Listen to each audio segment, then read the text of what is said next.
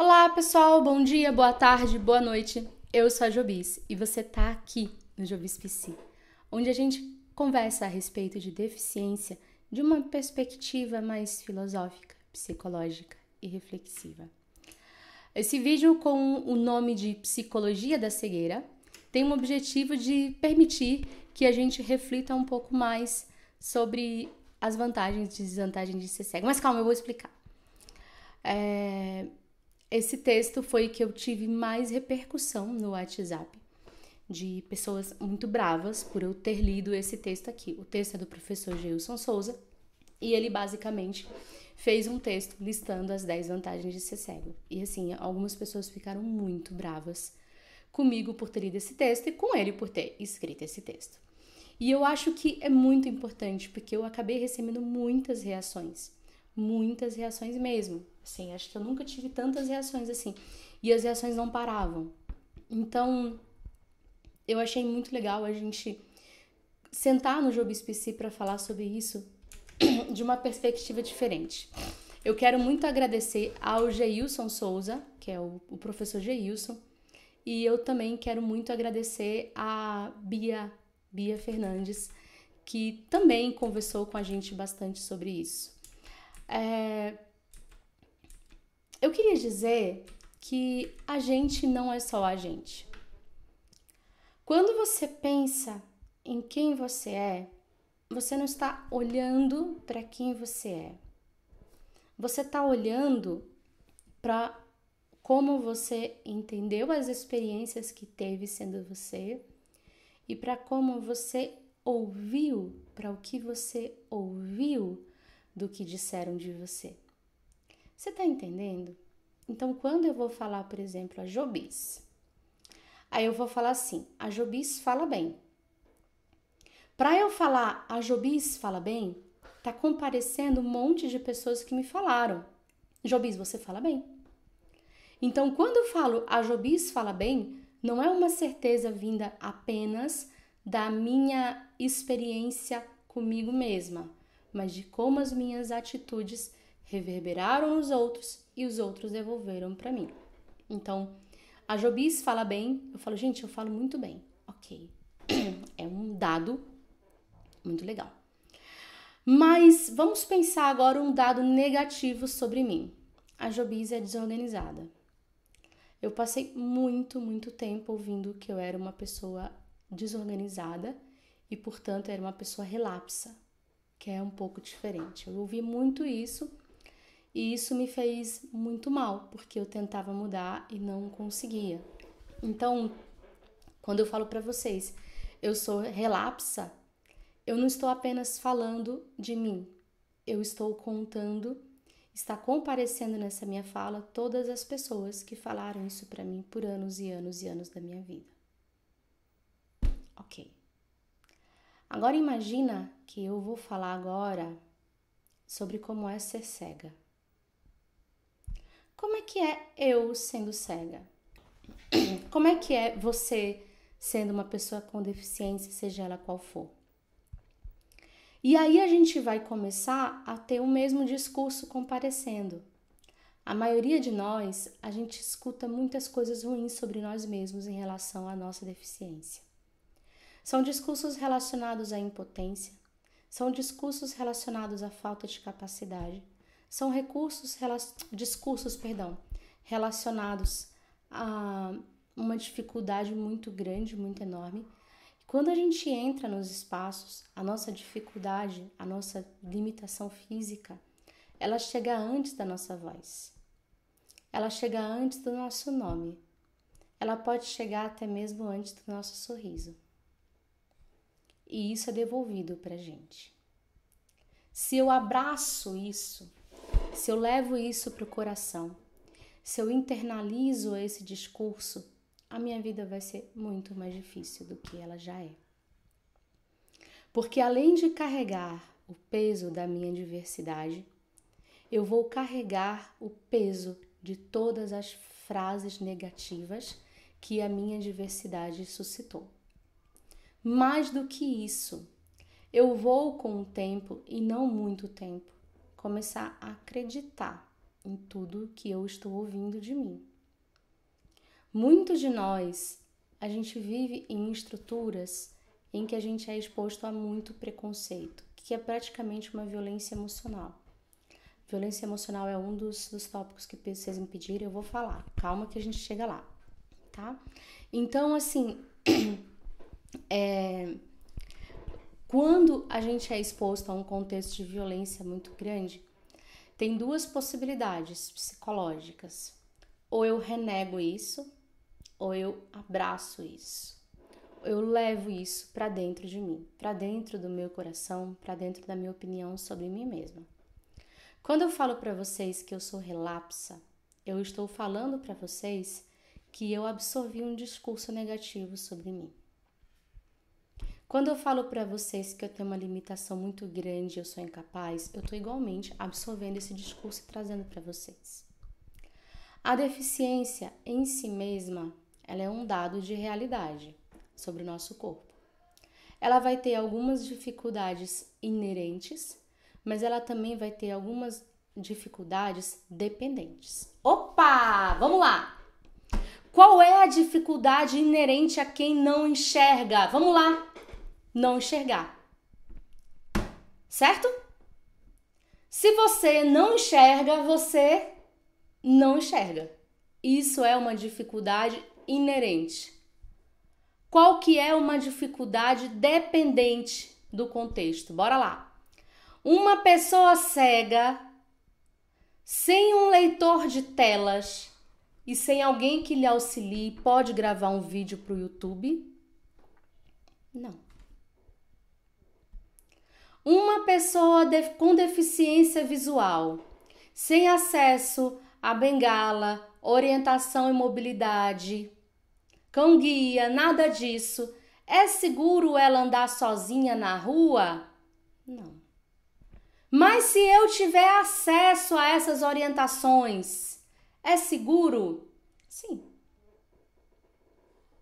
Então, a minha deficiência não é só a minha deficiência. A minha deficiência é aquilo que eu ouvi de mim e abracei, aquilo que eu ouvi de mim e rejeitei, e aquilo que o local e o tempo em que eu vivo me permitem experimentar. Vocês estão percebendo a questão? Então, quando eu falo assim, vantagens da cegueira, eu estou buscando aspectos positivos em um contexto o quê? Negativo. Essas vantagens da cegueira, elas estão também associadas a quê? Ao contexto em que a pessoa que está escreveu. Existem homens cegos, por exemplo, que não fazem barba sozinhos. Por N motivos, não fazem. Ele faz. E acha muito legal fazer sem precisar de espelho. Meu esposo também é cego e ele se barbeia sozinho. E obviamente não precisa de espelho, porque não consegue enxergar o rosto dele no espelho. Tá certo? Então, é uma perspectiva válida. Todo mundo que escrever, vai escrever do seu lugar, né? Essa postura da gente reclamar para sempre é uma postura que não nos convém. Porque se nem eu acredito no meu potencial, como é que eu vou pedir para as pessoas acreditarem no meu potencial?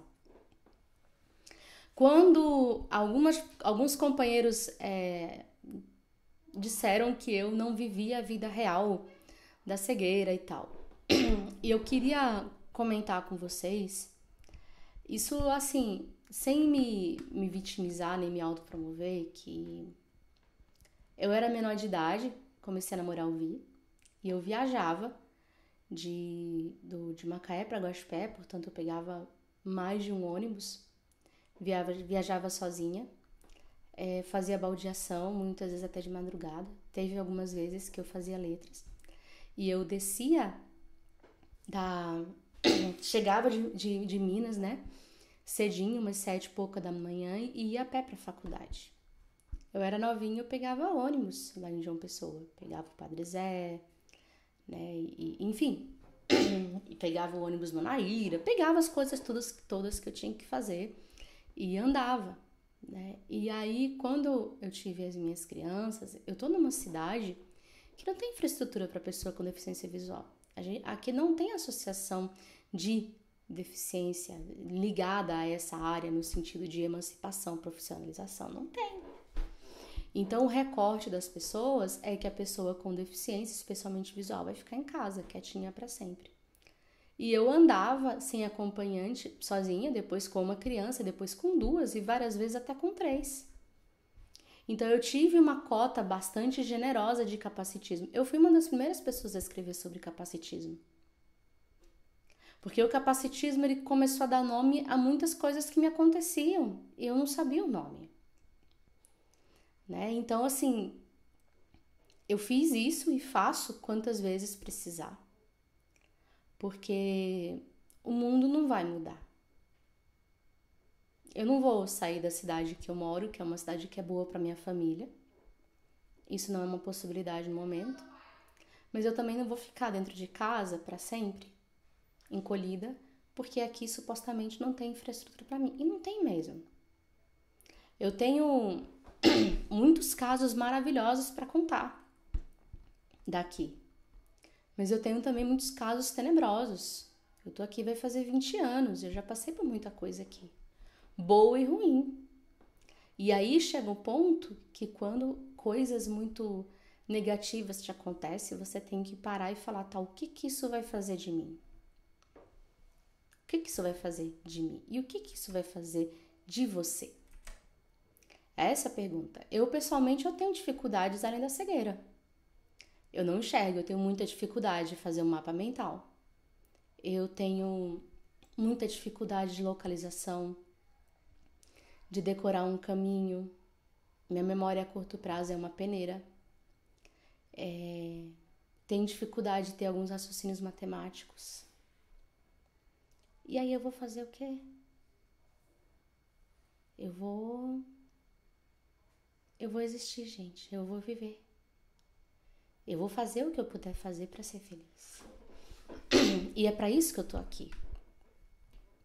Por que que a gente faz vídeos enormes? O vídeo passado teve 21 minutos. Eu podia ter resolvido isso com 2. Gente, ó, a população cega com baixa visão é mais exposta ao sedentarismo. Isso é histórico, tá? Então, gente, vamos evitar o sedentarismo. Obrigada, tchau, tchau. Pronto. Por que que eu não fiz isso? Porque eu tive que explicar o que que é qualidade de vida, quais são os aspectos que são levados em conta, por que que a gente tem essa tendência ao sedentarismo e suas consequências. E depois eu fui falar um pouco de possibilidades, podia ter falado mais até. Desculpa. Então, a ideia do Jobispc é oferecer para vocês informações de qualidade, informações embasadas, para que vocês possam, para que a gente possa cada vez mais fazer escolhas legais pra gente. E com essa informação tu faz o que tu quiser, o que fizer sentido para ti. Então, quando eu comecei esse vídeo, eu falei olha, o que você pensa sobre você não é somente o que você pensa sobre você. É uma mistura do que você fez, do que você construiu, a parte do que você viveu e da parte do que as pessoas disseram sobre você. Por que que eu comecei a falar isso para vocês? Porque é uma informação de psicologia. É uma informação que agora, com isso, vocês vão questionar, pera lá, quanto que eu penso da minha deficiência é o meu pensamento e quanto é repetição do pensamento de outras pessoas sobre mim. Porque, de repente, a gente começa a colar na nossa percepção sobre a nossa deficiência opinião de pessoas que não têm deficiência, que não viveram a nossa realidade. E aí, por que eu falei pra vocês? Olha, gente, quando a gente passa por um processo de violência emocional, de descredibilização muito forte, a gente pode adotar o discurso, que é pra você se questionar. Será que eu fiquei tão irritada quando o cara falou da vantagem de ser cego porque eu adotei parte do discurso de incapacidade que eu vi minha vida toda? Esse trabalho é seu. Muita da nossa emancipação vai depender de vontade pública. Vai depender dos governos, vai depender das instituições, vai depender das associações. Mas uma parte depende da gente.